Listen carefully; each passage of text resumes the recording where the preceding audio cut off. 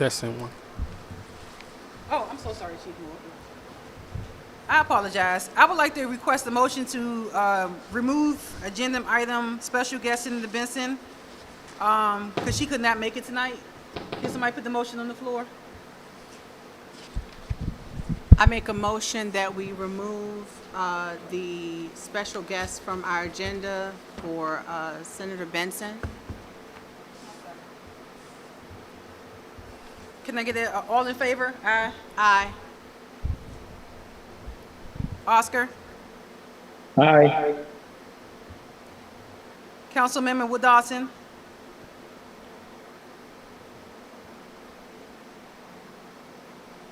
So now we're going to move to the police department report.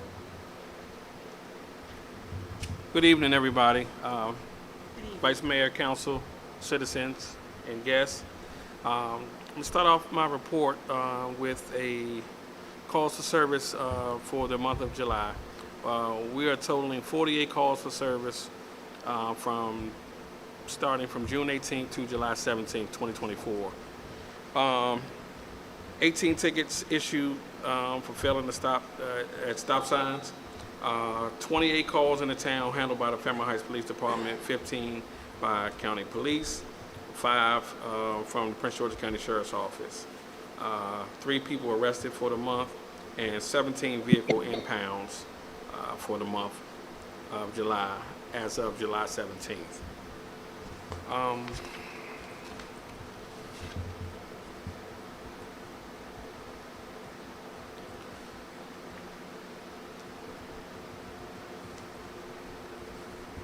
August the 6th, the police department will be hosting National Night Out at Fairmount Heights Park, 5395 Sheriff Road, at the corner of Addison and Sheriff Road.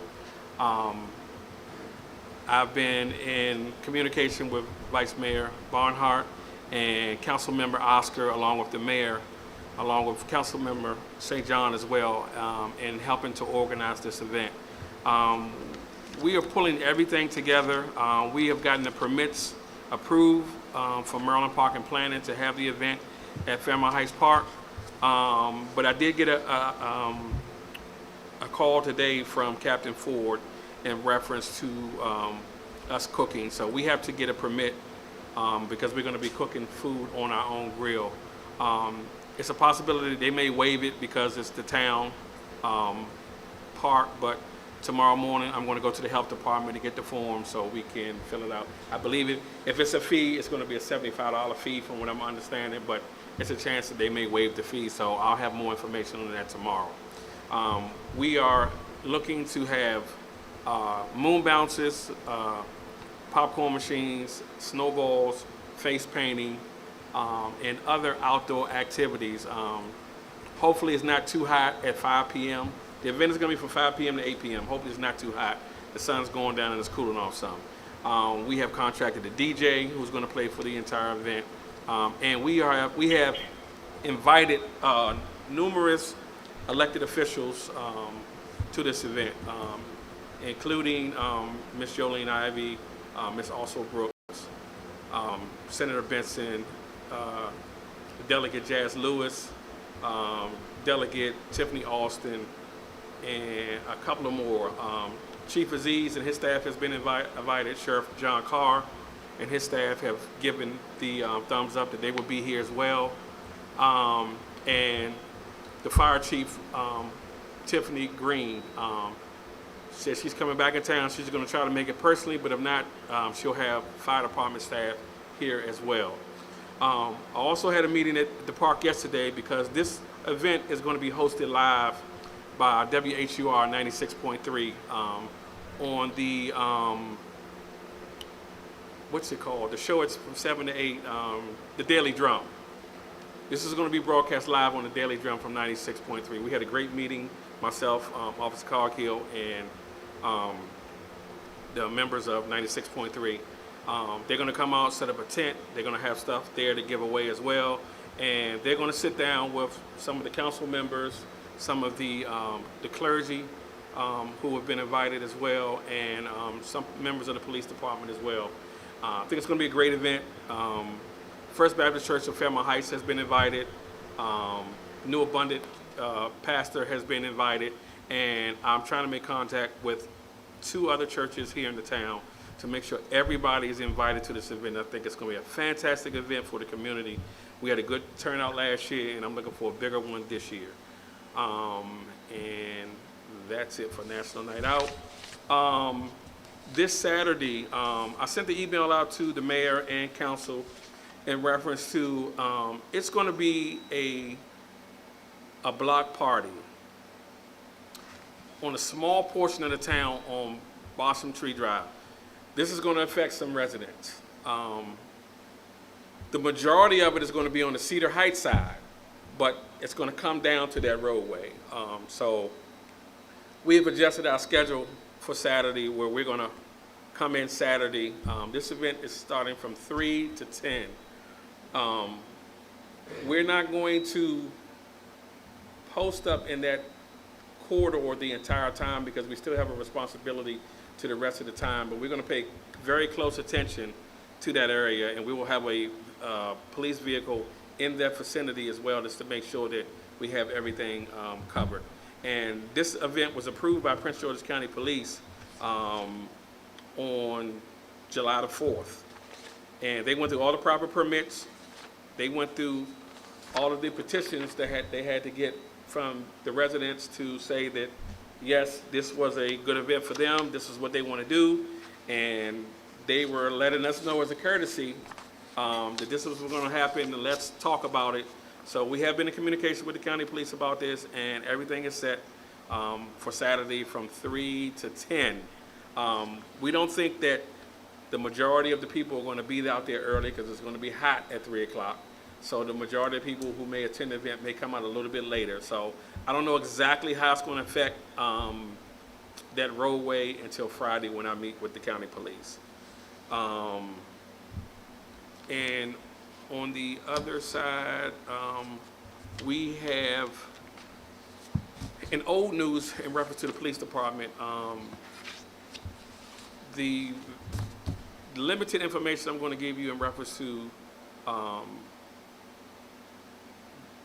a former officer, Vanderpool, is that his federal trial has been moved to October. So I've been meeting with the U.S. Attorney's Office and the FBI pretty much all week in reference to this case, and the defense attorney in reference to some information and stuff that they may need. So as we get a little bit closer to that, I'll inform the council as to where we are with this whole case. And as much as I can talk about it, I'll talk about what I can, I can't. So until at least the case comes, or the defense attorney, one of the things they're planning to do, the defense is going to make a request to come here to town hall to look at the police department. So as I get more information, I'll let you guys know about it. And that's going to conclude my report. Oh, I'm sorry. Yeah, that's another thing. The Ebony Inn. Let's go back to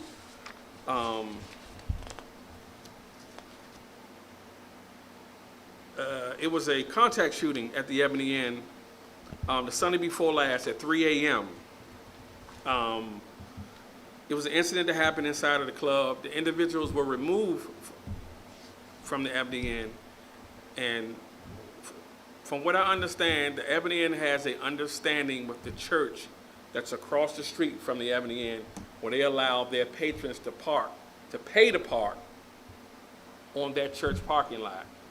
So I don't know the details of whether the Ebony is paying the church for letting them do that or whatever, but they charged to get on the lot. Once they got on that lot, they started shooting back into the Ebony Inn. Somebody was shot in the leg. That person is stable. It was no threat to the community or anything like that. Prince George's County Police is handling that investigation. So after having a meeting with the commander of Division 3, which is the Landover Division, we had a meeting with him and Chief Aziz. Later on, I guess 2 or 3 days later, the Ebony Inn, somebody broke into the Ebony Inn at around 5 a.m. and broke into the ATM machine. So they had fiberglass windows on the front of the restaurant. So they somehow broke the fiberglass windows and kicked the door in, and they took a saw and cut the ATM doors open. So this happens at 5 a.m. A citizen walks by at 7:30 a.m., notice it, that the window's knocked out. They make a call to somebody at the establishment.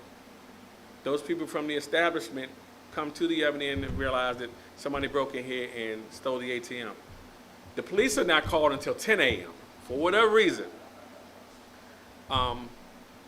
We're in the area, we hear the call go out, we respond to the call. We walk in, we see that this has been cut open.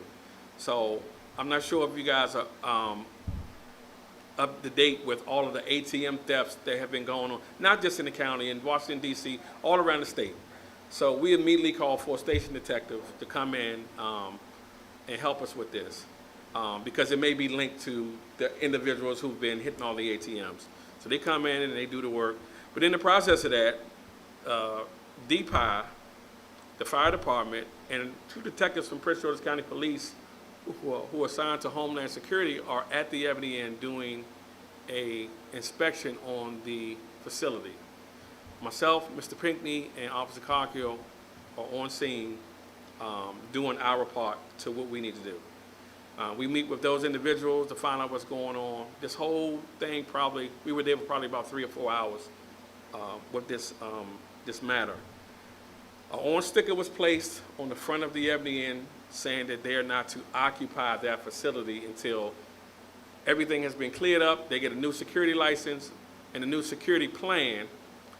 Then they have to come back out for re-inspection and then issue a new UNO, that's a use and occupancy notice. Well, I'm waiting to get some clarity because, and Mr. Pinckney will elaborate a little bit more, we don't think the Ebony Inn followed that instruction. But until we can figure out from what was actually put in place and what is the meaning and everything, we can't do anything. So I'm waiting for an answer. Hopefully I'll have a meeting. I have a crime meeting 9 o'clock tomorrow morning, and I should have some answers after that, and whether they should be open or not. But there were multiple violations to be found inside of there, and they didn't have the proper security plan or UNO for that establishment. So that's the conclusion of my report. Thank you, Chief. Now moving on the item or the agenda line number 6, code enforcement. Mr. Pinckney?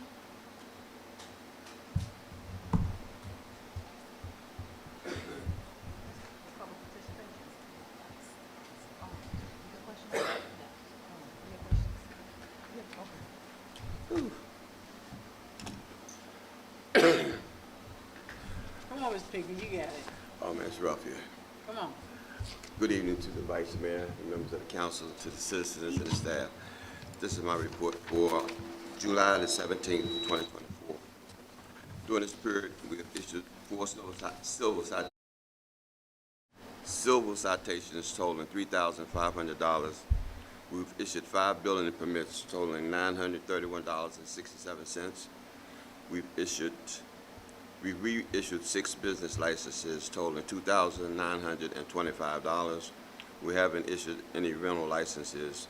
We issued 1 vacant building registration for $200. And we put a stop work order at 509 Eastern Avenue, building permit required for a fence over 4 feet. During this period, we have issued 11 corrective notices for various violations. The Prince George's County Public Works Department has completed the repairs at the stormwater drain at Balsam Tree Drive and Sheriff Road. I was able to attend the MML this year, and it was very informative. I attended various workshops, including ethics in government, emergency management, and several others. I was very impressed with the message from our governor, Wes Moore, and I was just impressed with the keynote speaker, Mr. Brandon Fleming. Excuse me. On June the 28th, 2024, Inspector San Diego of DPI called me to say that he had made a visit to Hamilton's Hip Hop Chicken and Ebony Inn.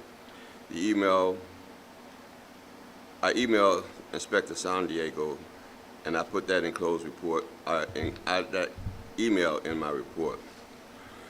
And to follow up on Chief Moore's report about the Ebony Inn, on July the 12th, 2024, the Prince George's County Police Fire Department, Prince George's County Police Department, DPI, Fairmount Heights Police Department, and the Code Enforcement Officer for Fairmount Heights visited the Ebony Inn to perform inspection of the property. Pursuant to the building code of Prince George's County, the building was not approved for occupancy due to various code violations. And on the door, Inspector Long from DPI had placed the notice, and it states that this building is not approved for occupancy, and it says, this structure or portion thereof shall not be occupied or used until building codes have been met and an occupancy certificate has been issued by the building code officials as approved by law for, and then it states, not approved for occupancy due to change of ownership. And on yesterday, Mr. Broadwater, he came to the office. He wanted to apply for all 3 of his permits. King Oaks Enterprises, Ebony Inn Restaurant, and for the Bell's Bondsman. And he said that the restaurant, the Ebony Inn, hasn't changed ownership. It was still in probate with his father. But what the regulations say, whenever you have a change in ownership, according to this document from DPI, you have to get a new use and occupancy permit. So I didn't take the funds yesterday until he gets to, but we're still trying to follow up with what, because when I went by there, this happened on Friday, the 12th. When I was leaving out to go uptown Friday night, you had the church parking lot was filled, both parking lots were full on Ebony Inn, and people were going in and out like nothing was happening.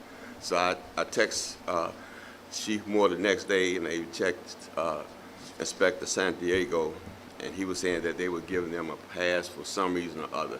That's why I looked into the occupancy permit, because this is what it states on the door, that it's not approved for occupancy due to the change of ownership. And he's saying that the ownership hasn't changed because it's in probate with his father, but this is saying that he's saying that the ownership has changed, so I don't understand.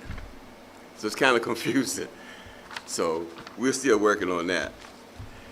And for this period, we've collected, we had addition for a vacant building registration, it was $200. We have building permits was $792.67. Business license was $2,925, making a total of $3,917.67. And I have a copy of the occupancy permit regulations if anybody wanted to see them. Excuse me, and that's the basic end of my report. Any questions? No questions. Council have any questions? Thank you, Mr. Baker. Yes, ma'am. Hey. Anybody have questions online? Any questions online?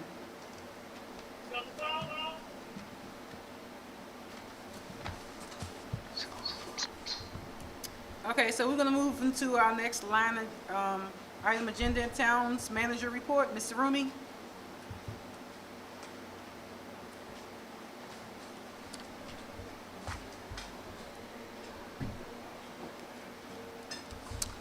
Good evening, Honorable Vice Mayor. Good evening to council members who are present and council members online, and to citizens who are online.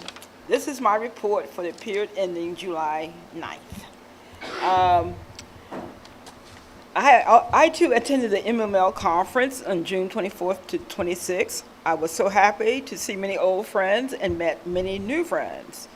I will be inviting Mr. Jesse Buggs, who conducted the class on grants and grants writing. He's a staff member, and he works for the city of Bowie.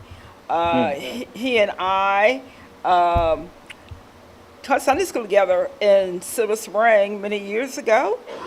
He is certainly knowledgeable and great. So I've invited him out to conduct a mini workshop with the chief, Ms. Russell, and myself but all council members, if you're interested, you're invited. I will inform you of the date. The chief informed me to work around his schedule. Thank you, Chief. So just let me know next week a date that you're going to be available, and we'll have Mr. Buggs out. On yesterday, well, as I did this report, on July 8th, USA Channel 9, Scott Broom and staff came to Fairmount Heights to look at and to film the cooling grove at the ravine. The cooling grove includes the one retrofit storm water system, the rain gardens, the planting of 117 trees, and a walkable trail. Another guest that was included was Andrea Crooms, who's also a scientist, and she's the director of DOE, Carol Barr, Mary Abe, etc. Thank you, Mr. Pinckney, for accompanying us.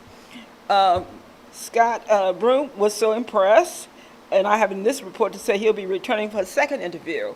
Correction, he'll be returning for a third interview. So Fairmount Heights is getting all of this positive press of the things that we are doing that, according to Sustainable Maryland, is not being done in any other place in the state of Maryland. One is the cooling grove. The other is, of course, the net zero housing, the 7 houses that we're going to build, and also other projects that we are doing. So the next interview, Mr. Broom was here today to meet with the summer students. Through DOE, we were able to get summer students to come. Some high school and some college students were here. They will be here for a few days, and you will see science in action. I think we need to share this with the high schools as well. What they're going to try to do is to measure the temperature at the cooling grove with that of the surrounding area, and he's going to be doing this in real time. So Mr. Scott was here today at 1, so it may be on tonight's news or probably later tonight or tomorrow. But I will, Mayor and Council, I will let you guys know when he'll be returning so he can interview us again. He wants to examine the net zero housing project, and at that time he wants to invite PEPCO and Block Energy and the Housing Initiative Partnership. One of the questions that Mr. Broom asked, and his last question that he asked, I think he used as a part of the interview, he said, what are we naming the park? So I asked Mrs. Russell, and I sent out a survey. I asked her to please tweak my survey so we can send it out by September to get input from the citizens and from anyone as to an appropriate name. We need to give our places a sense of place. I mean, it could be named after citizens, a person who served the longest for the town, and it goes on and on and on. So I'm excited about the positive press that we are receiving for local WUSA Channel 9. Mr. Cradle, I want to thank Mr. Cradle and the Public Works staff for all the work that they are doing. In addition, they have been very, very active in working with DOE and with the contractors who planted the trees to make certain that everything is watered. He's worked with the CDC, the Fairmount Heights CDC, in terms of their landscape and planting of flowers in front of the building. You have to admit, when you drive up, the building looks beautiful. Our landscape looks beautiful. I think you asked the question, will he conduct employee evaluations? I think I sent you an email today. Yeah, he completed 3, 1 more left to do. Who was that one more? Mr. Tasker. Okay. They're part-time, but he has to be evaluated also. Update on the K Street Market Circle Alley Enhancement Project, which we received $10,000 funding from PEPCO. The alley was paved. We have solar lights installed. The Fairmount Heights CDC funded the solar lights. DOE planted an additional 16 trees. The Fairmount Heights CDC is awaiting to install 2 concrete planters at each end of the alley.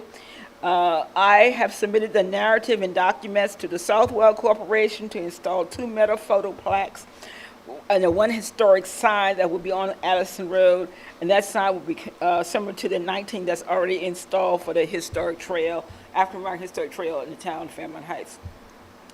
Historic property grants available. I'm going to get more information so we can load it down on the website. Grants up to $50,000 will be awarded by the Prince George's County Planning Board for the acquisition, rehabilitation, preservation, or restoration of historic properties. The deadline is August the 30th. I'm sorry, I left it at 3. August the 30th, 2024.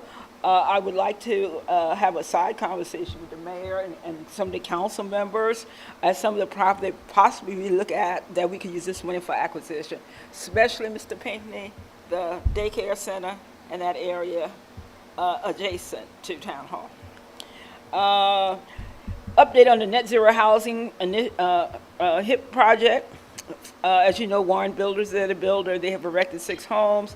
They have installed, as of today, the electric, the water and sewer line, cable lines have already started. And to make a long story short, the early possible date of completion is September 2024.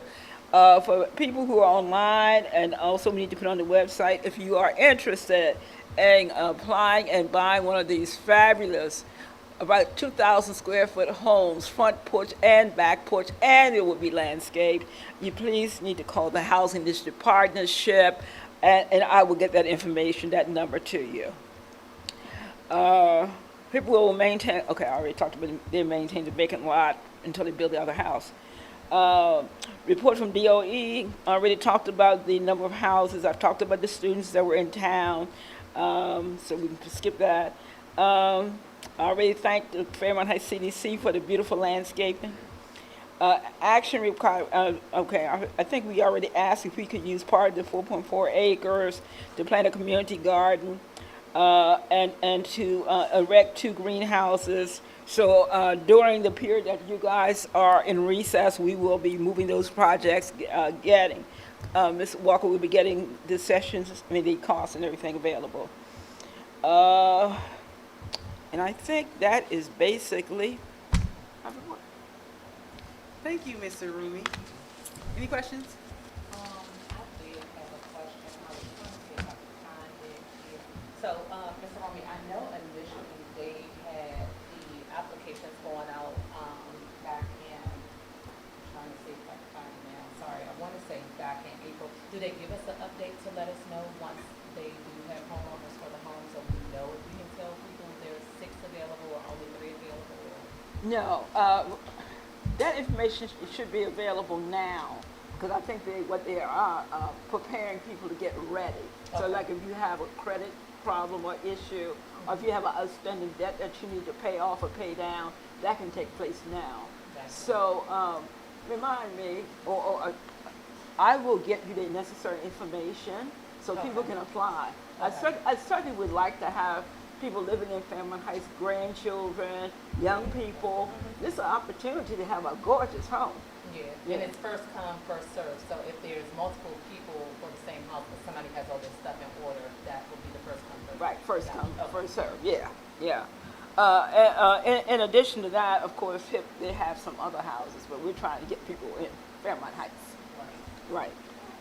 The other thing I want to add to all of this, I know I may be taking up a little bit of time, but to me, this is so important that you need to understand that the census, one of the major outcomes of some of these homes is you're going to be able to increase the population, the median income, and all the data about Fairmount Heights. That's going to be increased. That's for sure. Okay, that's it for me.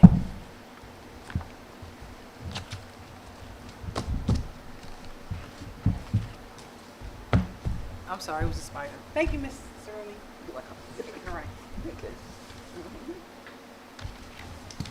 Next on the agenda is the treasurer's report. Ms. Susan Walker. Good evening. Good evening.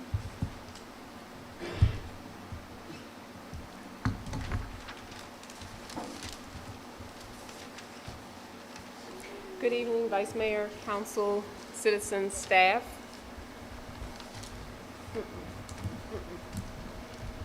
That's your stuff.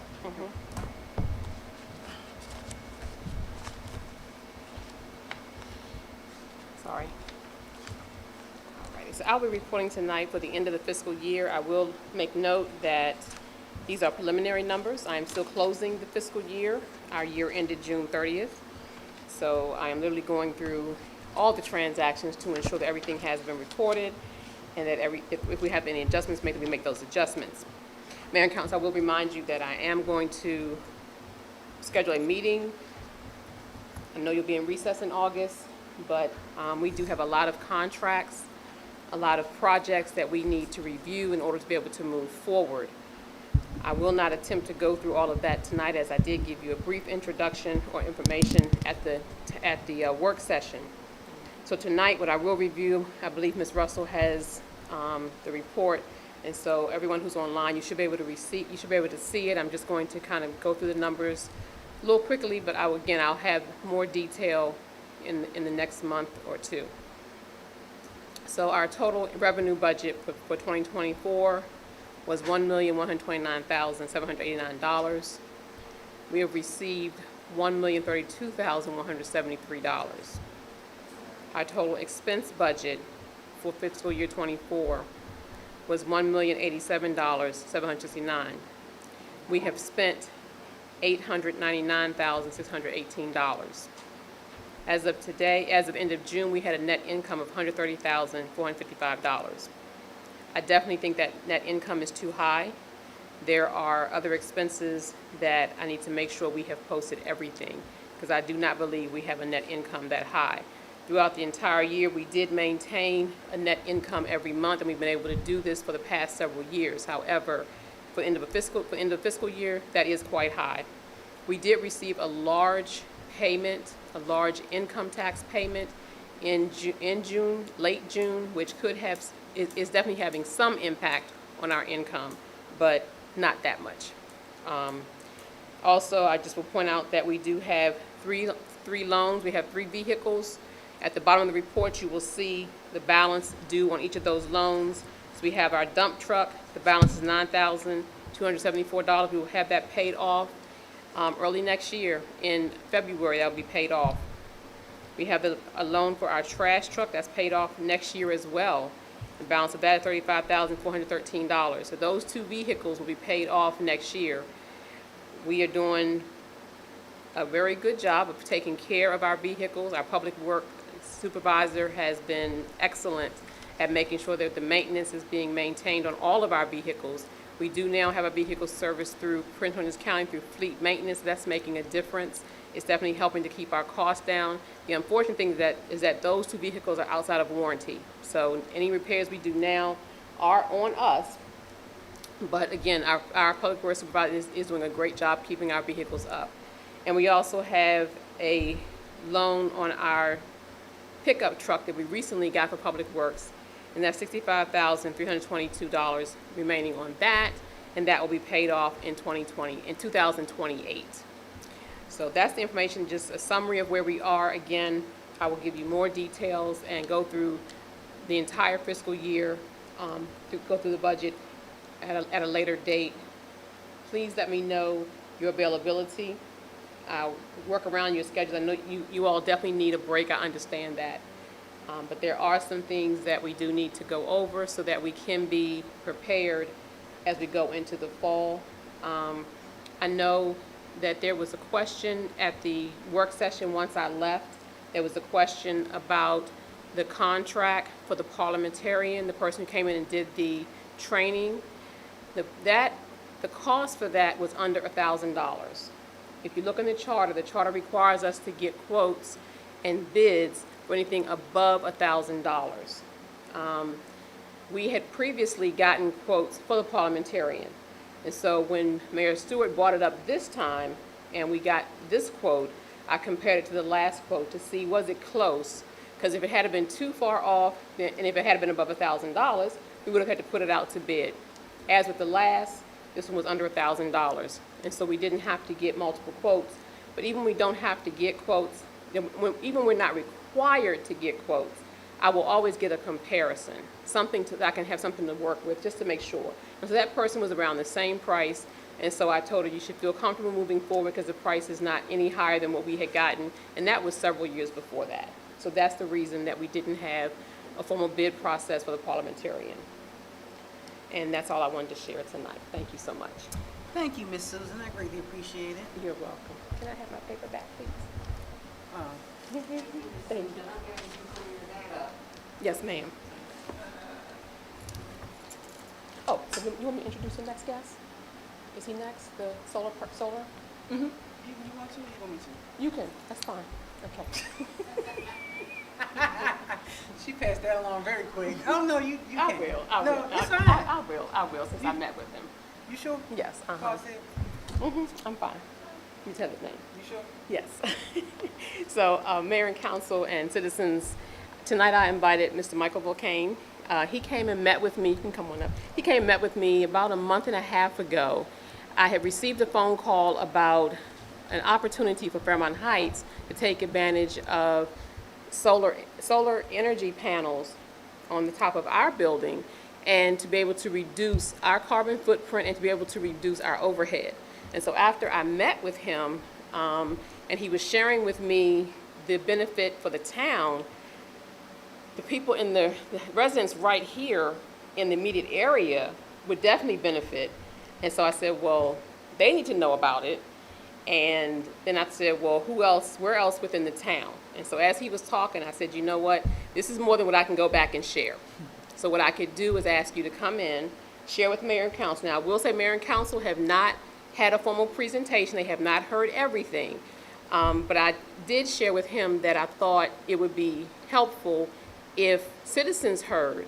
And then citizens, the ones that are online and the ones that are here tonight, I'm not trying to sway you from any other energy company that has come out. But I can say that I did take the time to make sure that everything was legit, make sure that they had a good track record, that they had, that they had some backing to them. And so I feel comfortable saying that it's someone that you may want to have a conversation with. And definitely for our older residents, one of the things I had shared with Mayor Stewart is it may be helpful if we set up a time where they could come to the building and be able to meet with Mr. Volcane before he goes to their house so they can feel more comfortable.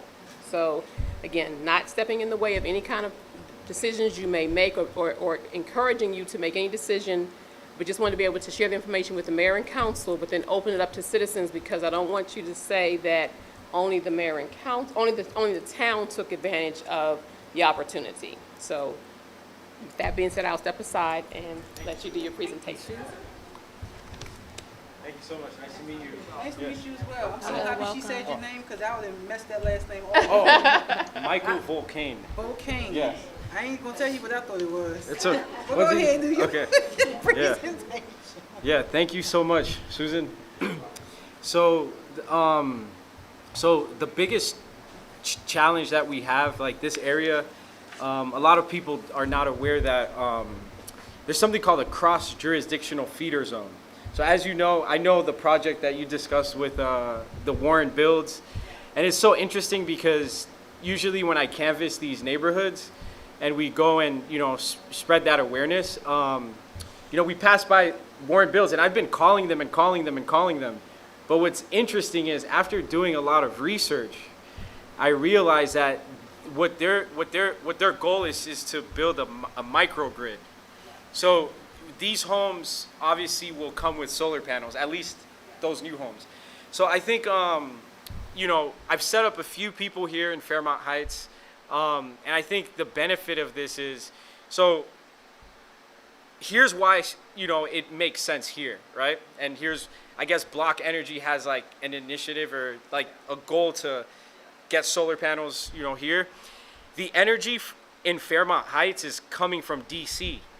So because it's coming from DC, what's happening is local, investors and also government, DC Solar for All,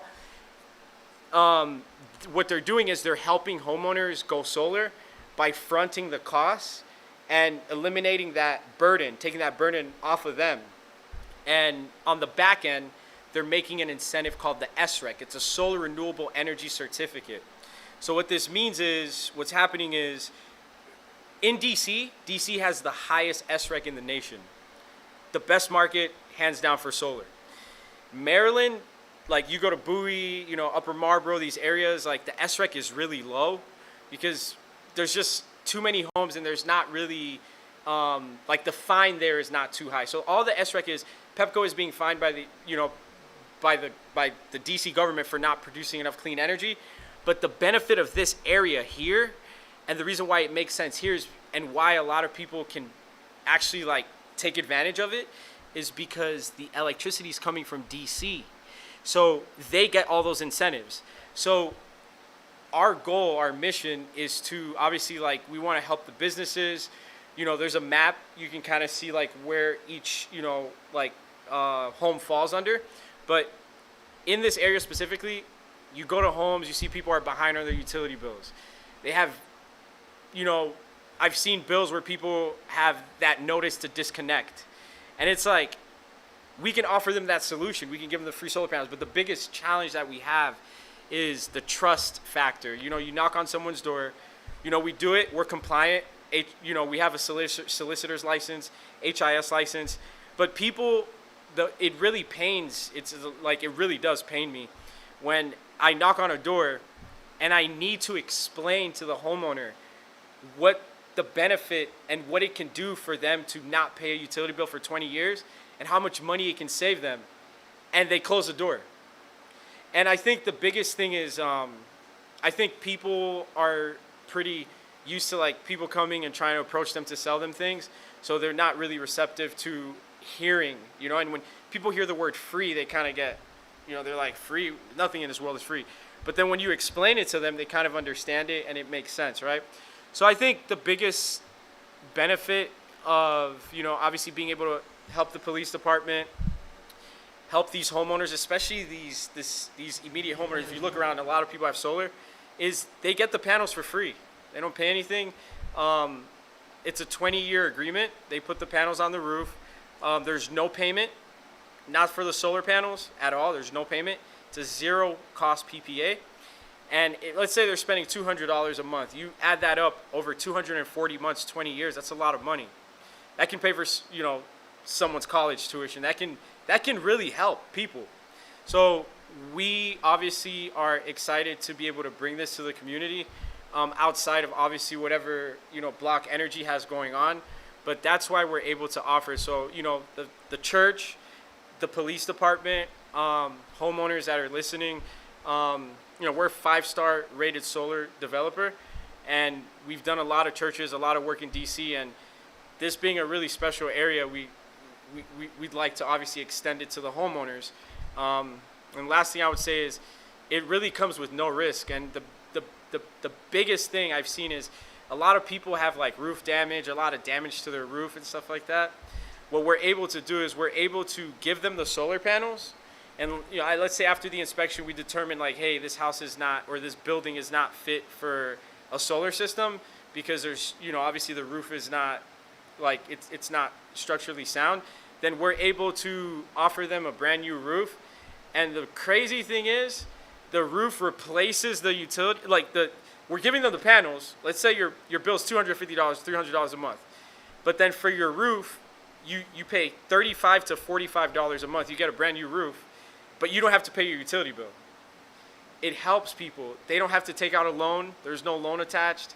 And it's really a way for us to give back. And, obviously, Suitland, Fairmount Heights, Capitol Heights, even up to Chevy Chase, close to the DC line, they qualify for these incentives. So that's pretty much it.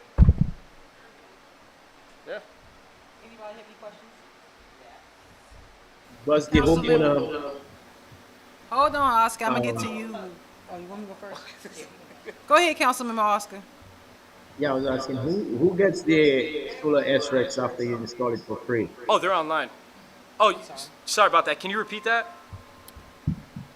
Who takes advantage of the SRECs after you install the panels for free? Yeah.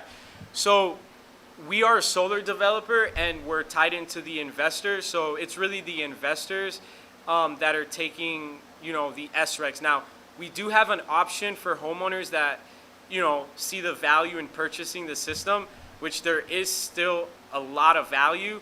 It's just about analyzing, their risk level and what they're willing to take on. But like, we do both. We typically offer both, and then the homeowner decides what they'd like to do. But we usually lead with free, and that's funded on the front end by the private investors.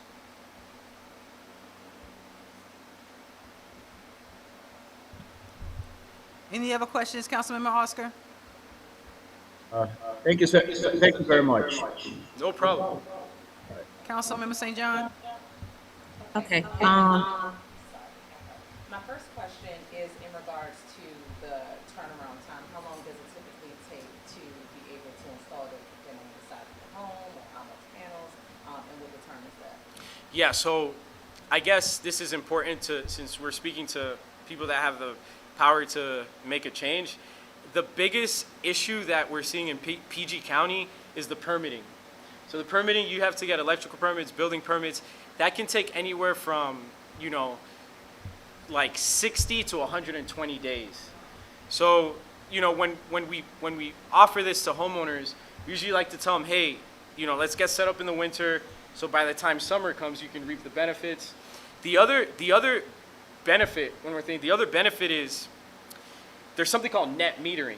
Net metering is the excess energy that is produced by a home that's not consumed, that Pepco basically uses to basically feed the grid.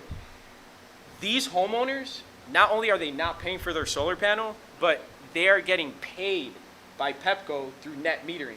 So the excess energy, let's say they overproduce like $20, $25 that month, that gets paid to the homeowner. It belongs to the homeowner.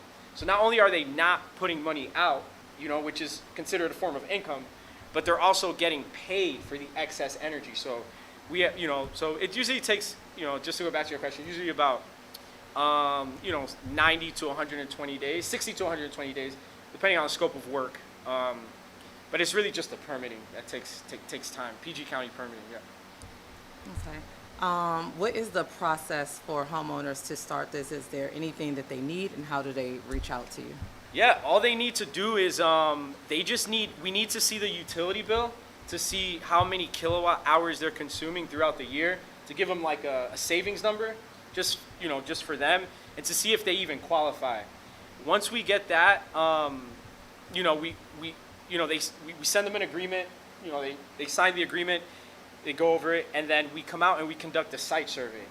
So the site survey, we take a look at the roof, we take a look at the electrical panel, we see like if the home is in good shape for the solar project, and from there, if everything passes, we're good to go. So the way they can reach out is, I don't know how you guys can relay the information, but I have an article that was written. It says DC entrepreneur helping 300 homeowners go solar for free. I don't know how you guys can give them my email or phone number, but I can get that done, and they can email me and say, hey, I'm interested in learning more, and then we can go out and see if it makes sense for them. Okay, I'll take your email. And you said I'm assuming several past bills they would need to present because. Just one is fine. Okay, just one is fine. But you know what's crazy about this area, and I feel like this job is literally like preaching the gospel, because you're literally knocking on someone's door and you're like, hey, I am actually here to offer you something that is actually free. But then people are, they kind of they're like, free? Nothing's free. Or I don't want those things on my roof. But if they would just listen, like really listen, it would make a lot of sense. But that's the challenge. They just won't listen. You understand what I'm saying? Yeah, I think the part of that is the free part, understanding how it's 100% completely free. But no, I got it. Yeah. So I'll get your email so that I can Awesome. try to get something out there for residents. Thank you. Thank you. We have another question from former Councilwoman Ms. Morgan. I just have a statement. I had solar panels Yes. on that free phone. Okay. So yes, my last bill was like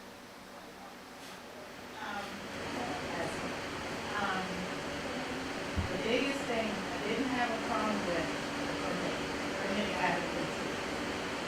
It was 1 day job. I ordered everyone was done clean, pretty well. The other thing behind that is the county, after it's all finished, the county has to come out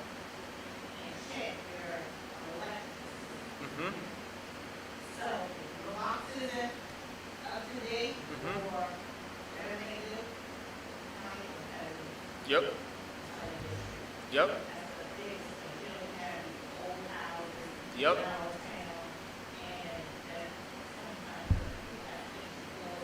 Mm-hmm.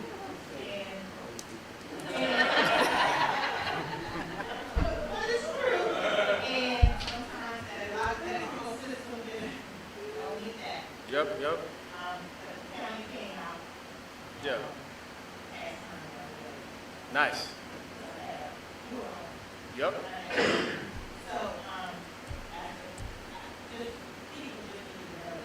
Yeah, and that's why we make sure we do an inspection, and we basically, we take care of everything on the back end. And we make sure that it passes. If it does, something called PTO, permission to operate. Yeah. Yeah, and that's why, homeowners, yeah, exactly, it works. And a lot of people, not in these areas, you have to show them the map. You have to educate them and make them understand that this is not traditional solar. This is actually, like, you living here is like, you get the biggest benefit in the entire nation. Yeah. Exactly. Yeah, so that's why a lot of companies come and approach. And that's why it's easy to build these homes. My strategy was I was calling them, and I was leaving messages, and they weren't getting back to me, but now I know why, because they're microgrid homes. They're trying to, yeah.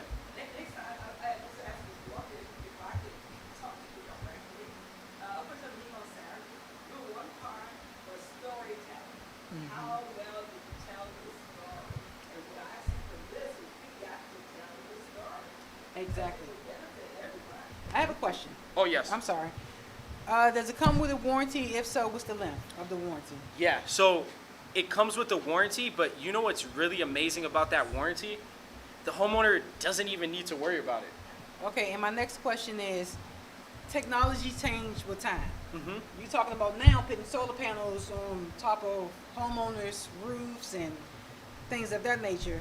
We know back in the day when satellite first came out, it was a big satellite in front of your house. Now everything is going through wiring. Yeah. Is things going to change after 20-year Yeah. difference? So what's going to be the change? Us putting this thing on top of our roof compared to something so small, just putting a crack of a solar panel and it just absorb energy. Yeah. So here's the thing. The company, the people putting these panels on the roof, they've done a lot of research, and they're designing these systems typically to last over 50 years. Okay. So for them, the degradation on solar panels is 0.02% a year. You can Google it. It's low. So and that's why they're building these solar farms. So the technology, to go back to it, the only thing they can see differently is making them smaller. A solar roof.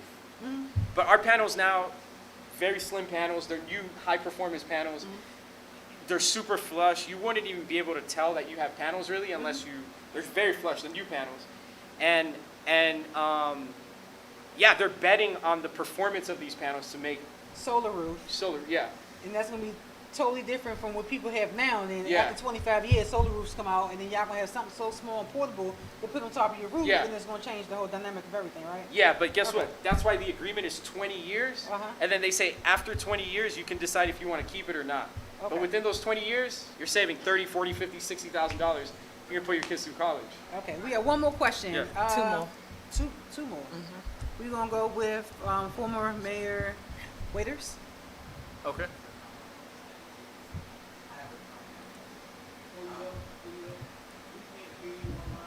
Oh, you can't? Oh, no. Okay. Right, Mr. Gray, is there any way we can use that mic? Sorry. Come on up here. I'm sorry. Hello? Hello? Sorry about that.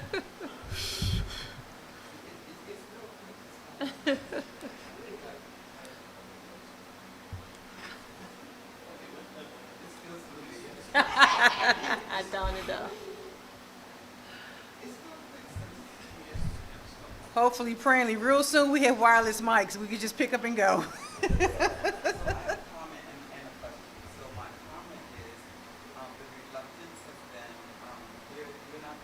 Coming through the community asking about solar panels. and I'm not judgmental about okay, appearances, yep. but there's one, can you hear me now? Can you hear me now? Okay. So I was saying that you're not the only one that's coming through the community that's promoting solar panels, and there's one guy that does it very aggressively. So people, that's probably creating a reluctance about knocking on doors. Yeah. And it's not just you, anybody that's selling anything, nowadays people are very reluctant. Yeah. My question is, I have sat and talked to someone, at my house about solar panels and probably would have gotten them per him saying that they were going to be free. But then at the end of the conversation, there was a run on my credit. Yeah. So if they're free, then why are you running my credit? That's another reason I just shut down after that. I didn't want to talk anymore. So that's another level of reluctance. But I do like, Ms. Walker, okay. I do like the idea of bringing you here and allowing the community to hear what you have to say. That, I think, will create a level of trust with one person talking to us and not, many knocking on the doors. Yeah, and we don't run credit. It's even if you get a new roof, we're not running the credit. That's why it's like, it's just no credit. You sign a document, hey, I want solar panels, you get your solar panels. You just have to wait for the install. Okay. But I understand the credit thing. Yeah, why is it free, Yeah. They didn't run it, okay. Thank you. Thank you. Any other questions? I'm so sorry. Sorry, it's okay. Yes. Sorry. Will they remove the solar panels for free, and will it be in a timely manner? Yes, so if you read the contract, you'll be able to read the contract. You'll see that it'll say, hey, we will remove your panels and restore your roof to its original condition. So they just honestly, what they need is a bed for the solar panels. So it's a win-win situation for everybody. Because it's the best, it's the nation's strongest solar incentive in this little city of Fairmount Heights. Literally. Nobody would even know. It's crazy. We're gonna go to our final and last question. The final last question. So it was Final. kind of tying into Mrs. Clark's question. Questions? Yes, Sorry. last question. So the agreement is for 20 years, so I'm assuming that's saying that we're in contract. If for some reason, who knows what could possibly be the reason, and I'm sure it's a one-off, but someone says, this doesn't work for me, I want to go back to electricity, I want to take these solar panels off, it's year 2, year 3. Then what is the penalty? Do you then have to pay for it, or how does that work? Okay, so the main reason why someone probably wouldn't want it is if there's issues, right? If there's issues, they get fixed. It's very highly unlikely that there are issues because the issues we're very proactive, not reactive with the process. That's why we do an inspection. So if, there's like a risk level, if the home falls under that, like, hey, that risk level where we might have some issues down the road, then we don't do it. So we really take our time. The second thing is, only other reason why someone wouldn't want it, I'm not they can't remove it, it's for 20 years, but I'm not sure why someone wouldn't want to keep it because it's literally saving you money and without having to pay. The other thing is, it actually brings the value of the home, it increases the value of the home. I'll tell you why. Am I allowed to take my phone out? Sure. Okay. So if you, No. I don't know. No. And okay, so the scenario I have in my mind, you sell your home, somebody buys a home, they've never had solar panels before, and they say, I want to take them off. So first of all, the only reason someone would say that is if there's a payment attached. I Okay. work with a lot of realtors, and some people don't want to take an additional loan, so they're like, I don't want to take this loan on my house. So when you think about it, this is an attachment that has no monthly payment. It's just reducing what they're paying. So the example I can give you is if the average bill of a family of 4 or 5 people is $300 a month, you multiply that by 240 months, that's $72,000 over 20 years. Wow. So that right there, when you're selling your house, not only can you say, hey, if your average bill is $300 a month, you're saving, you can increase the value of your home because they won't have that expense. So it automatically brings the value up. It's a cleaner county, cleaner city. It's sustainable, and it has all to do with the projects you have going on. So, and I think with this police department, you get solar panels on here. That money that you'd spend, there's no, like, you're not spending it anymore. You know? Thank you. That's it. Thank you, Mr. Michael. I Okay, greatly thank you. appreciate Thank you, you. guys. Oh, we are having a national night out, as Chief spoken. You can come wear your gear, pass out flyers Okay. to the community and stuff like that. So we invite you out. Thank you. I'm gonna schedule a time for him to come in, to come back, and invite citizens to come in. We'll put it out, we'll put it on the website, put it on the TV. We'll coordinate with his schedule, and we'll give citizens a chance, give citizens time to sign up, to come out. Miss Susan, and- they can't see you. Come on. Thank you so much. No problem. You're welcome. Thank you. So what I was saying is, Ms. Parker, what we'll do is we'll schedule a time. I'll work with the mayor and council with their schedule, and we'll put out in time, with enough time for citizens, for everyone that's interested. Even if you're not sure you're interested, to come out, we'll have Mr. Volcane to come back, and we'll do it in the evening. So it'll be casual. You can come out, you can ask questions. If you would like to get more detailed information, you can give him your information. And then I still would like to schedule an opportunity for people to meet with him here, even after we do the public session, to say, you know, Ms. Clark, you want to come in, and you do that individually with him. But we'll open up the building so that this is a space that you're familiar with, you're comfortable with, and we can do it in the smaller room, which would be more private, versus in here for the one-on-one sessions. So that way our senior citizens and anyone that just may not be comfortable, someone come to their house, you can come here, you can bring your energy bill with you here, you all can do it independently, and then set your appointments or whatever, or say, you know, it's not for me, and that's fine too. So I think we can take it that way. Would that be okay? Okay. All right. We'll discuss it. Okay. All righty. Thank you, Ms. Walker. You're welcome. Yes, ma'am. Sooner than later. Yes, ma'am. All right, so we're gonna move down to new business. Council member St. John, back to school event. Okay. So initially, we wanted to follow up from last week's conversation to see what of any progress we have made. However, in my report, I'll talk about that a little bit more, but we did have a tri-city meeting where it was proposed for us to possibly do the event alongside of the town of Capitol Heights, as well as Seat Pleasant. So I don't know if we've made any additional progress, but we do have a meeting scheduled to meet with them again on July the 22nd. So just wanted to make sure we're touching base and to see if we can determine at that time if we're going to do the event alone or if we're going to do the event with both of those places and have a date set. So I don't know if there's any feedback on that. Oscar, I know you're still on the line as well. Oscar, you have any questions? Okay. I need question. Which event are we talking about in particular? Oscar, we can't hear you. He unmuted, but I'm not hearing anything. Can you hear me now? Yep, we can. No, I was asking which event you were talking about in particular. Is it the back to school drive or the Yep, event the back to school drive, yes. Okay. No other questions? We're gonna move down to new business number 4. 2024 fall and winter events. Councilmember St. John. Okay, yes, so for this item, last week in work session, we kind of discussed the fact of the events that we would be doing from September alongside of December. Since we don't have, I didn't know we were going to have Sherry out as well. I wanted to kind of get a consensus on the dates for that. But I think it's okay if we wait till September for those so we can actually move forward and postpone that. Okay. So we're gonna, I'm sorry. Yes, former mayor. Yep. You wanna come up? We can't hear you. Oh, you know we got to hear you.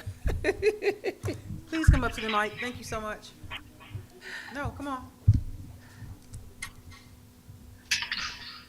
It's concerning, and I know it's going on recess, Uh-huh. so it's concerning events, and you know.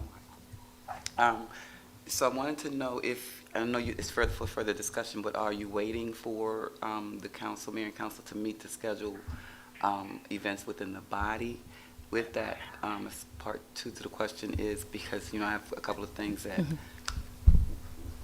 Yep, so in last work session, we did determine which events we were going to do, but we weren't able to figure out to set the date. So for example, so we know that in November, we want to do a potluck. In October, we're going to do the Harvest Festival. We're going to do the tree lighting, the decorations contest. So we have established what we want to do, but we need to get dates locked in so we can start actually planning and knowing how much time we have for things. So more so on that aspect is what I wanted to kind of get going. So then the next step when we come back from recess. Oh, that's somebody online. When we come back from recess, we can start getting those committees formed and start getting some participation and help with that. okay, because in September, So September, we don't, what do we have? We don't have anything in September other than FYI, Labor Day huh? unless we You want have your to bike rodeo, correct? put something go there. ahead, what? Your bike rodeo? No, that's why I'm asking that for the bicycle. That would be a good And one. also because students are out of school at least, I think, 2 days in September is the main reason why I'm asking. And then they're Okay. out a half day as well. Okay. I think that's a perfect month to bring that back. Yep. All right, thanks. And it's still kind of warm. Can we get online muted?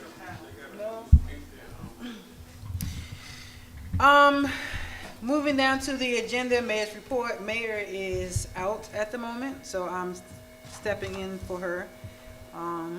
The only thing she wanted me to actually mention is the food drive. In August, instead of it happening every Sunday, it's gonna happen 2 Sundays of the month of August.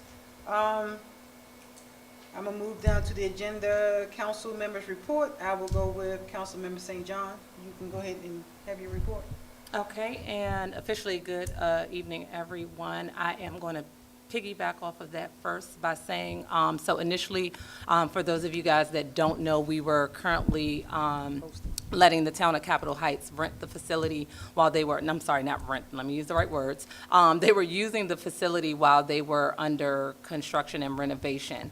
So what we have decided and agreed upon is that Fairmount Heights will get 2 of those Sundays, 2 of those 4 Sundays of the month. So 2 of those will now belong to us.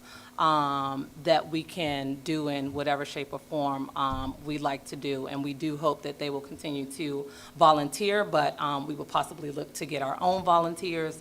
But we will own 2 of those days, and then they will go back to their facility to facilitate their 2 days. And as all the Sundays before, it's been great participation. People have come out. We've gotten really good food and given out really good food. All right, so moving to my report, if I can shrink this window. There we go. Okay, so since the last time we met, I am still working on a few things. So I did mention that we are working on a strategic plan for the communications department. I'm hoping to be able to come to the table in September, no later than October, with our actual strategic priorities and then the plan to execute those priorities. And then we'll have a plan of action for the results of the communications survey as well to follow that. Also working right now currently on the future planning and organization for building structure around planning events and holiday celebrations, and formatting the structure for how we present those things online. So what I found in the last year is that we're kind of doing things kind of closer to those dates, right on the spots, where we'll have the opportunity by planning a lot sooner ahead, able to budget better, and come up with great ideas and be able to have engagement, anticipation to have more of a presence from the community. Also, the 90th town anniversary, which is next year, so working on getting a committee together and a flyer. So I will. I'm so sorry. Can those of you who are online, can you please mute your Zoom, please? Thank you. I'm sorry, Councilmember St. John. Yeah, so I'll be getting with Mr. Ruby as well, so that we can pick a date, but I'll be working on a flyer, an agenda for our first meeting, again, coming back from recess. I'm currently, right now, building the social media presence and the content going on those sites, as well as getting back to reviewing our website for our current updates. Ms. Russell has currently taken over the website, which has been a blessing for quite some time. She's been doing that, and she'll continue to do the regular maintenance. But I'll be working on the extra content, such as getting the video that Ms. Saromi just did on News Online, as well as social media. So we want to make sure we're capturing those things there as well, not just the basics. I did attend the Tri-City Municipal meeting, which we just had last week, was very heartwarming to see so many people all kind of fighting for the same goal. We will be having another meeting, as I just mentioned, on the 22nd, so hoping to be able to come back to you guys with lots of different updates for the cool things that we'll be doing with the three cities or cities and towns. I did too also attend the MML conference, all dates, and I was excited to be able to join the Leadership Academy this year. So I'll be planning on attending those fall conferences as well. Lastly, before I go, I would like to address, so last month, there were some accusations made in regards to my tiny, small black business. And then last week, although myself and the mayor did respond to those questions last month, for some reason, it was brought up by another council member last week. So I did definitely want to kind of address and make an official statement in regards to that. So first, I'd like to state for the record, there has never been a secret about this. On my profile on our website, it does state my business. I am not an event planner. I am actually an event decorator, and I have a rental business. Nevertheless, whichever one it is a passion of mine to help to decorate. I'm always going to volunteer whenever it's needed. It was mentioned that in the ethics meeting, Mr. Pinckney, the chief, the mayor, as well as Downing, all asked questions. What was not disclosed is that I, too, was also in that meeting asking questions. And there was a question presented directly to the lawyers in regards to a scenario of such where there was a council member who had a side business going on and provided services from the town. Those lawyers looked at each other and kind of smirked and laughed and looked at them crazy, like, why would it be a complaint for somebody to help provide a service to the town? And that's what I'm just going to say to the people here. I am doing these things for as a volunteer service. I'm not that great, so I'm not doing everything out of my pocket, so the town will always pay for its materials as it should. But I do these services for free, and I do them because I want to, and I do them because there's not a list of people at the door knocking to help us. So for anyone that wants to volunteer, for anyone that wants to donate things, the door is open. We're always having discussions. Please join the committees and help us do these things. But for the record, I will continue to help, make events better, make events pretty, as long as you guys will have me. So with that being said, that will conclude my report. Thank you.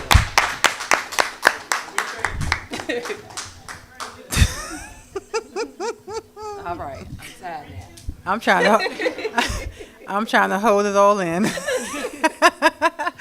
Okay, Council Member Leftwich, your report. All right, good evening, everyone. I wanted to first just say to Councilmember St. John, I truly understand how frustrating it can be when you have a business, a nonprofit, you have other things that you have going on, but yet, there continue to be questions that kind of muddle what we're trying to do here, and that's move the town forward. So with that said, I am in support of everyone when they have jobs, they have work to do, we have, businesses, whatever it is, we try to put the town first. And I just hope that at some juncture we can move forward.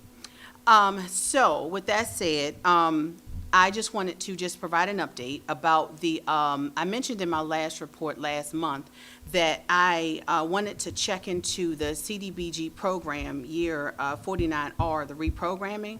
The deadline was back in June, so it was June 27th. I was not able to complete that because it was quite extensive, and due to the deadline, there was just no way that I could get it done. But there's so many other things in the works that I'm sure something else will come up. I was excited to learn about, although we are not in the census tract area for this particular program, it's called the Enough Partnership. I had to read all of that information, and looking at the census tract, I was totally floored that we were not within that area. So it's a phenomenal program, and I just want to just mention it because it's a one-of-a-kind community-based strategy to address concentrated child poverty in Maryland. It's actually a $20 million investment, and it calls for action, basically a community-based nonprofit organization, businesses, it has to be a community school as well as the local government. All of them have to work together to form a partnership and get programs or planning that could help the entire community. It's like a multi-tiered structure, so you can do economic development, that's part of it, programming is another part of it, as well as supporting families through programs.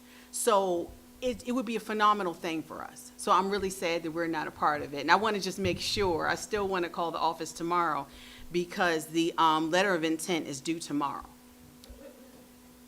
It's okay. So yeah, so it's the Enough Partnership.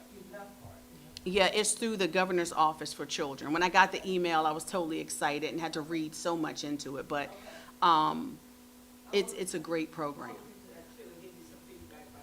Yeah, I read all like 50 pages of it and trying to look into it because again, sometimes the lines, we do things by me having a nonprofit, and that's no secret. I look at a lot of, RFPs and things like that. So if it benefits the town, I bring it to the town. If it's, can benefit the organization, which benefits the entire state of Maryland, I look at that too. So this one, I was just excited because it could help our schools, it could help the community, and it could help the businesses and our families at the same time. Like, it's a win-win. So that was a bummer, but I'm not giving up quite yet. But other things I just wanted to quickly mention, the strategic plan is ongoing regardless of, whether we have actual funding at this moment. And the next economic development meeting will be scheduled in September 2024. I don't have an actual date yet. We'll wait till we come back off recess and then we'll schedule it, whether it's September or October, which it's perfectly okay with me. I believe, and also, I will continue to volunteer when I can, time permitting, with the food giveaway, and I'm excited that we have 2 Sundays. That is awesome, because we had 1 and now we have 2. Will they be here actually at, yeah, they'll be here, our 2 Sundays, will they be here or will they be at Capitol Heights? Oh, so for our 2 Sundays, that's what we're trying to figure out, if they will still help us and volunteer. 'Cause Okay. we're gonna need to But the be food able to delivery will be volunteer. here. Yeah, the food delivery will be Oh, here, okay, yes. okay. So yeah, I need to try to get that on my calendar. But yes, I will continue to volunteer, time permitting. That is a great partnership, and I believe that's it in my report for now. Thank you, everyone. Oh, you Okay, do? awesome. Yes, we would love to have you to volunteer. Thank you Yeah, so the more much. hands, the better. So I was looking at this too already, there's Mr. Rummer, you like to volunteer as well? No? Wait, I was joking. You know what? They sent me an email. I need to double check. That's it? I'm sorry. I'm sorry. No, we good? Yes. All right, so we're gonna move down to Councilmember Oscar, your report. Councilmember Oscar. Yeah. Hey, I there you go. just wanted to elaborate on what the chief had to say regarding the event on August 6th. This is really going to be a unity event where we'd like everybody from the community to participate, the kids as well as the adults. So we kind of collaborating together so that it's one big event where you have the kids and the adults coming together to all have fun together. So I really want to strongly encourage this event. We'll have, like the chief said, we'll have plenty of activities, food, and music. So it's gonna be a fun time, and I would like to see a good turnout from the community. Is that the end of your report, Councilmember Yes, Oscar? that's it. Thank you so much. Councilmember Wood Dodson, your report? Is she still online? And we lost her. Councilmember Wood Dodson? I mean, she's gone. She's gone. All right, well, she don't have a report. So we're gonna move on to my report.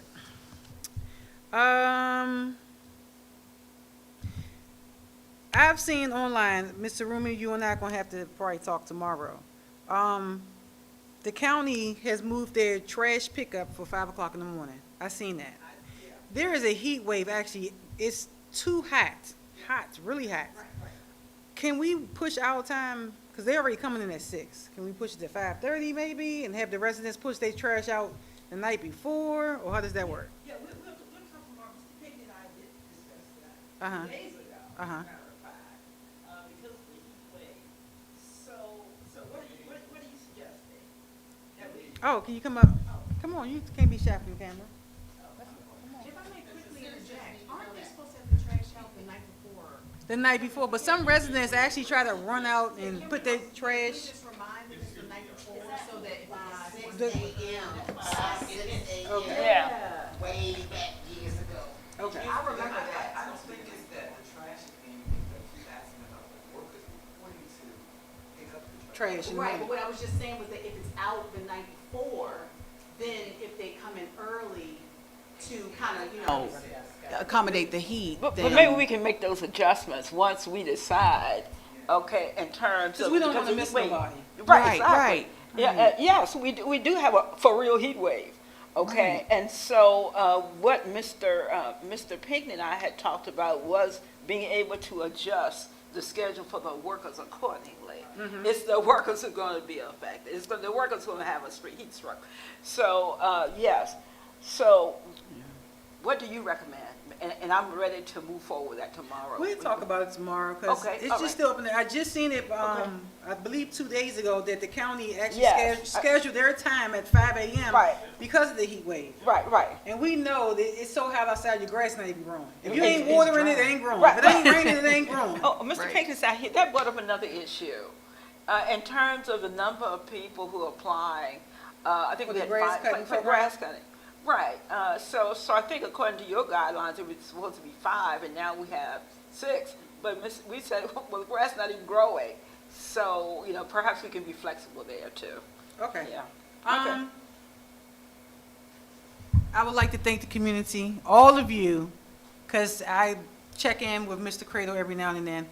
Thank you so much for supporting the public works, giving them water, Yes. juice, fruits, Fruit, yes. keeping them hydrated while they out there, because it's extremely hot. It's been hot for the last couple of weeks. The other day was 103, 101, 100, 99. 104 yesterday. 104. It's hot. Record So- breaking. And I know it's a lot of people that's in the transportation industry, trucking industry, they're hot as well. So I take my hat off to all the public works department across the board, Sea Pleasant, Capitol Heights, all of them. That's a hard job right about now, especially in the heat. Yeah. The only last thing I have is the Fairmount Heights Park. You having your National Night Out is August 6th. I reached out to Park and Planning only because the playground is torn apart. The kids can't slide down the sliding board. It has a big hole in it, so for safety reasons, they boarded it up. I reached out to them today to see when the repairs will be due. Hopefully it'll be due by the time we have the event, National Night Out at Fairmount Heights Park. Also, they gave me my person to be in contact with for the park renovation. Sea Pleasant has a new park, Inglewood has a new park, Cheverly has a new park, Walker Mill has a new park. All these other municipalities and other locations have new parks. Fairmount Heights does not have a park. Why can't we have a new park? Why can't our park be upgraded? And I even looked at the football field / soccer field, because we know a lot of activities actually happen at this park. We can actually minimize that field just to, accommodate the football the children and the soccer players, but actually make our park a little bigger for our children, and plus put it like a little workout area around it and the Right. trail around the park. Right. Even if probably a bigger parking lot, maybe. The If first thing we're gonna have to start doing first is having more activities there. It's barely used by us in the town itself and the residents. So if we start, lead the charge and start having a lot of activities there, whenever we're doing something, now it's being used. If nobody's really using it there, it's just like nobody's complaining, nobody's saying anything about it. But now, let's get on it. So you sit there now, we're gonna have National Night Out, and then hopefully we have a book bag we're drive. gonna do or- something Right. with the Bicycle bike. ride. So let's just keep doing stuff. Right. I'll stay on my contract, you stay on yours, and let's just get it done. Right. And you're gonna have all those officials out there. Yeah. At So that, you can pull them over there and say they are running for office, uh-huh. so they want your support. Right. Cause I realized that when I had the, yard sale at the park, and I walked the park, and I'm sitting there looking at it like, it's trashy on the wooded side of it. Yes. The playground is torn apart. No, the kids can't even slide down the playground and have fun. The tennis court is fine, but people are playing pickleball now. Right, they are. It's a new sport. It's new. I'm about to be playing pickleball, so. I didn't know that too. I had a meeting there the other day. So the other part of that is that during just about the next month or so, well, they already started actually. It's a football league that practices there. Uh-huh. So one of the issues I had with them last year was whoever the president of that organization, we need to have a meeting here because at the end of the day, when they're done, that place is trash. It's trash. So I stopped myself. I said, look, you guys need to be responsible or we can have parking planning pull their permit. And that's the last thing I want to do because I'm a kid who grew up playing football and coaching it. So I love it. But we got to hold each other accountable for what's going on. That place, when I come through the morning, the first thing I do every morning I come to work is I ride around this town completely and watch and look at everything. When I come to that park, it's completely trash. Now, the good thing about it is by 10:30, maybe 11 o'clock, parking planning is out there cleaning it up, but they got to be asking the same questions too. Why do we come here every day To clean up. and it's 10 trash cans lined up on the pavement? And it's 90 degrees And at 10 empty, o'clock. correct. So it's something we gotta work on. But I think if we take the charge when it comes to having more activities there, and even if we just having a community meeting and we're doing it in the park, stuff like that, it doesn't have to be a real scheduled event. Hey, today we're gonna have a prayer vigil in the park. Anything we're doing, let's line it up and get it there. So Even hosting like a vendor's day, like we call certain vendors throughout the county to come at the park and we just do vendor day. That way it brings, So, to remind you, council member, that you brought up the bathrooms, getting the bathroom station in there, which was definitely. I have a big vision for that park. I want bathroom stations at the park. I want a bigger basketball court, football court, and I want it fenced off, where there's a 4-foot fence going around as far as the football, so that way they won't have to run down in the woods, go get a ball. And I would like to have a turf field, but I know it's costly. Pushing it down. Wishful thinking. you got Miss Wade's got something. Go ahead, Miss, former, come on. Thank you, Mr. Rumi. Yes. So, I don't know if anything has changed, sir. So when you talk, are we in participation? I'm sorry. Are we in So we're participation? gonna move down to, I'm done with my report, everybody. I wanna Thank y'all respond to so your much report. for y'all Oh, she support. wanted to respond to the Yeah, report you can go now. ahead. Okay. Now we moving down to, citizens participation. I'm not doing Former- participation, I'm responding. Yeah, I was gonna say. 2 for 1, 2 for 1. 2 for 1. I was 3 for responding all, to your 4 parking for none. planning. I'm sorry, 4 for go 9. ahead. 1, 2, 3, 4, 5, 6, 7, 3 minutes. 2, 3, 4, Thank 5, you. 6. I'm so sorry. I'm guys. trying to be direct, it's 9:04. Good. I had If ball. the vice chair is doing little side jokes, whatever. Okay, so to your point, and about park and planning, I hear you guys talking, but my understanding, if it's still the same in checks for this, the park is regulated by park and planning, which it's the pickup park, which means whoever gets there first is who uses it. We have had to, in the past, schedule the use of the park, and I don't know whether you had to do that or Yeah. not, Yeah, we Chief. had to. Reserve it, and that's why we can't regulate the park. So what has happened and what happens is, we don't attend Park and Planning's meetings. So we don't know what they're doing. So you can meet here in our silo of citizens, but you still have to go to Park and Planning. I bring this up because the park, the football field is not regulated for football. So they can practice, but it's not good for game. The parking is not good there. So there's a lot of issues, the bathroom, all the bathrooms and things that you want, that's a Park and Planning, budgetary issue, whatever, so you need to go in that space. But I want to bring this into the equation, because nobody ever talks about that park behind the junkyard, which is much larger than the one at the corner. So I asked Mrs. Swimmy to stay here because that park, we tend to want to get rid of that park or do various different things, but that park is a part of your Main Street and your economic development planning. So you got to go to Park and Planning. But more importantly, that's the larger, it was put there for whatever reason, be it safety, but nobody ever talks about that park. Lastly, I'm going to be honest with plans that I've seen in the past, and we didn't really do anything for whatever regulations. Cedar Heights Recreation Center, there was supposed to be a Fairmount Heights Recreation Center at that location. For whatever reason, it didn't go through. So nobody ever, again, no one ever goes to Park and Planning. Did we get, invites to their meetings? So how we get? I get a lot of invites, but not to that. You ask them. You don't. You ask them. I've been on, we have had meetings with selective people with the Park and Planning Department. And To Sherry talk about Downing was on the meeting as well as Councilmember St. John. Because she's trying to actually have a dog park put up there. Dog park. At that park, at that location. So, and I want my family.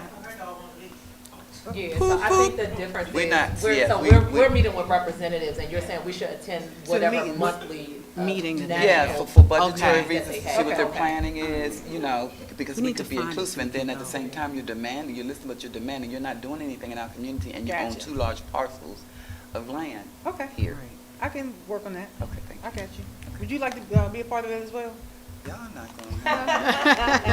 No, I'll be honest with you. I'll go back to what Councilman with St. John? St. John said.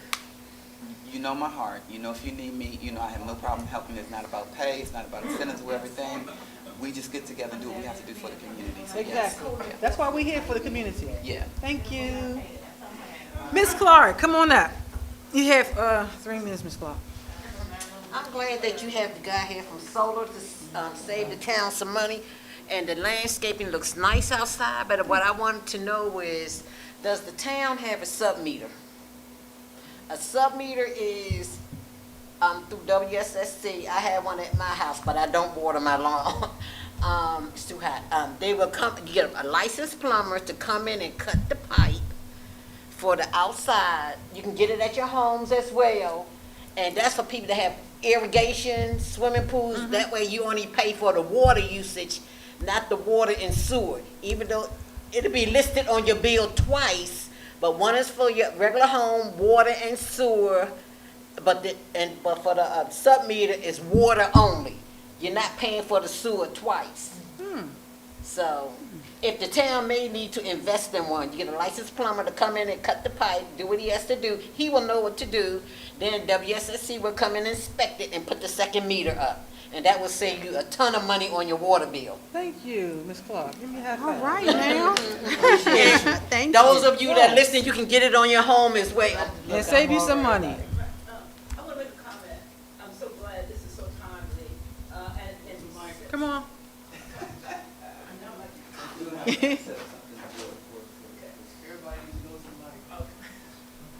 Countdown for wireless. Well, let's just have one wireless mic, we can pass around. This is so timely. Thank you, Ms. Clark.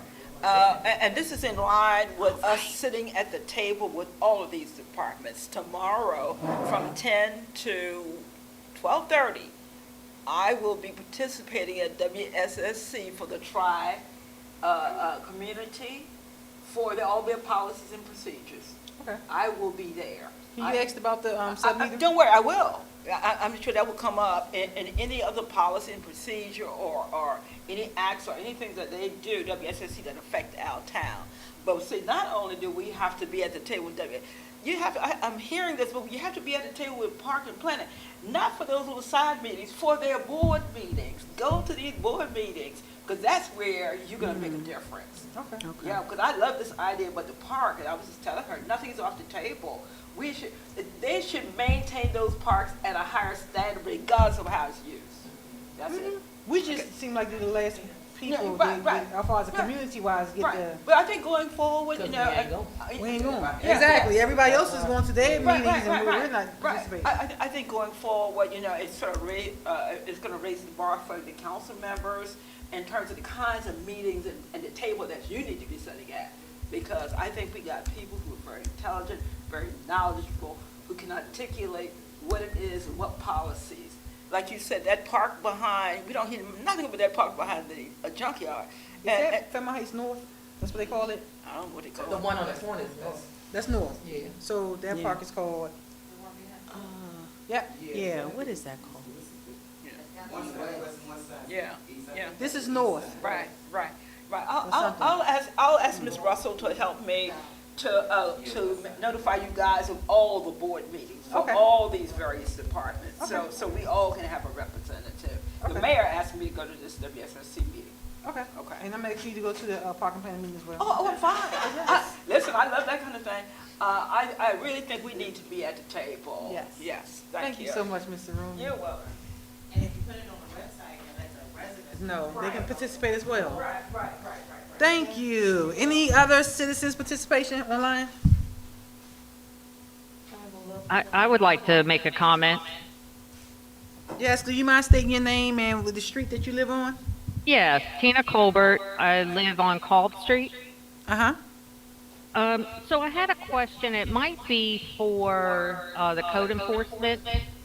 So we have a property that's 8 lots right in the middle of Culp Street. And I know I've brought this up over the last 30 years I've been living here. But I'm just curious, is there any plan for that plot of land? Because looking it up, there's 4 plots that are residential and 4 plots that are industrial. And it does look right now like there are some trucks that are just abandoned on that lot and the lot's not kept. We actually have the chief of police here, that maybe, can you answer that question? Well,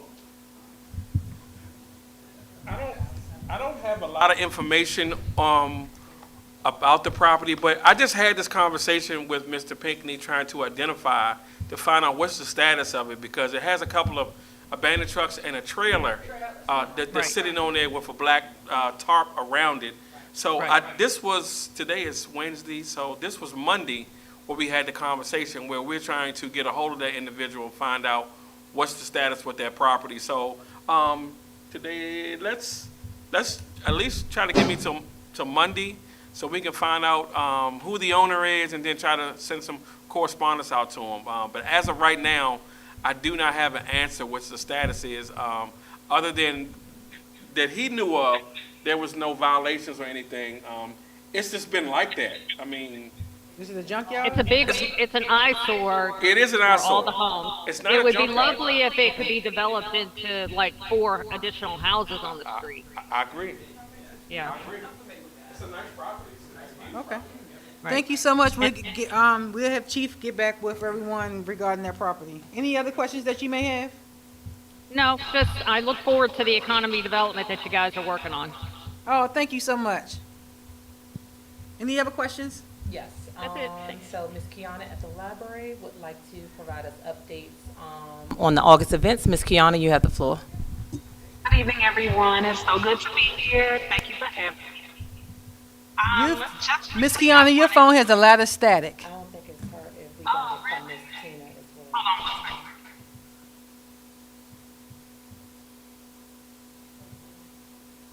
Give us one moment. I don't think it's my feedback. You think you have any idea what might be the problem, Mr. Price? Okay. I just turned mine off.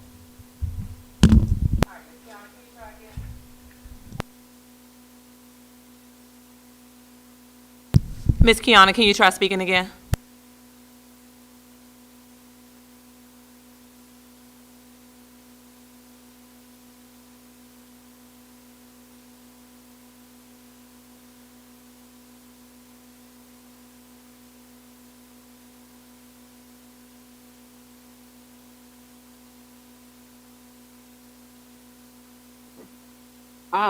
Hello?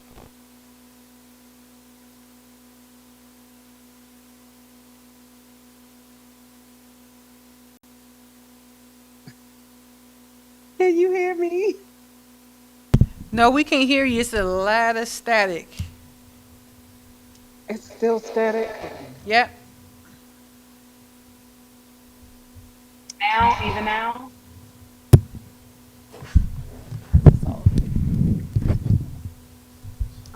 I can read anything if she wants to. Do you mind what else?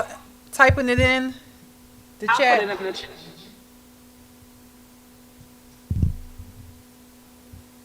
We just gonna give her a moment. Anybody else have any questions for our citizens' participation?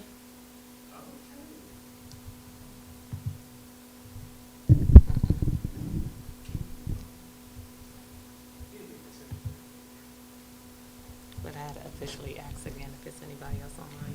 Anybody else online for citizens' participation?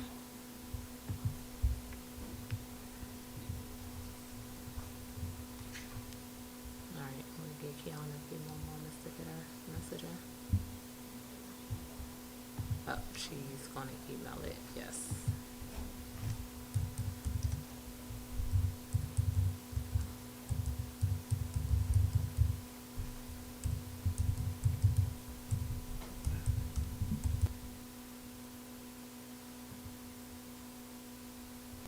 Okay, she's gonna email us the information, and then we can, I'll just get it disseminated through social media, the website, and, So she gonna email everything to us? it may just be for us. Do we have any other questions, citizens' participation? Nope. Nope. Mr. Michael, thank you for coming out, for letting us know about your solar program that you have. We greatly appreciate it, and we welcome you back. And don't forget to come, wear your uniform for National Night Out. Pass out them flyers, them business cards. Yes. You gonna officially Yes. end the meeting? Huh? You gonna officially end the meeting? And I'm gonna, end our meeting. Can I get a motion to adjourn this meeting? I move that we adjourn this meeting. Can I get a second? Yes, she's gonna email it She's to gonna us. email all her stuff. Can I get a second? Second. All in favor? Aye. Good night, everyone. Good night, everyone. Y'all have a nice one.